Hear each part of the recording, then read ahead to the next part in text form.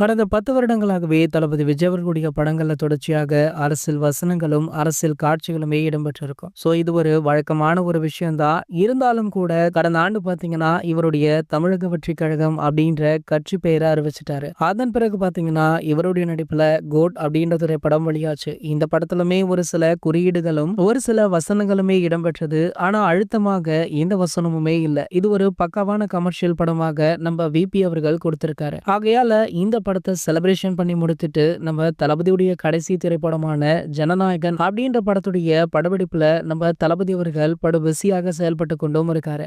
இந்த படம் முழுக்க முழுக்கவே அரசு சம்பந்தப்பட்ட கதை அப்படின்னு சொல்லப்பட்டது.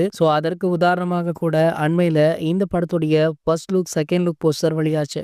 ரெண்டு போஸ்டருமே கண்டிப்பாக இது ஒரு அரசியல் படம் அப்படின்றத உறுதியுமே பண்ணுச்சு. மேலும் படத்திற்கு ஜனநாயகன் அப்படின்னு டைட்டிலுமே வச்சிருக்காங்க. இந்த நிலையில பாத்தீங்கன்னா இந்த படத்துல ஆளும் கட்சியான திமுகவை எதிர்த்து நிறைய வசனங்களும் காட்சிகளுமே இருக்கா. அதற்கான காட்சிகள் தான் அண்மையில படமாக்கப்பட்டதாக சொல்லப்படுது.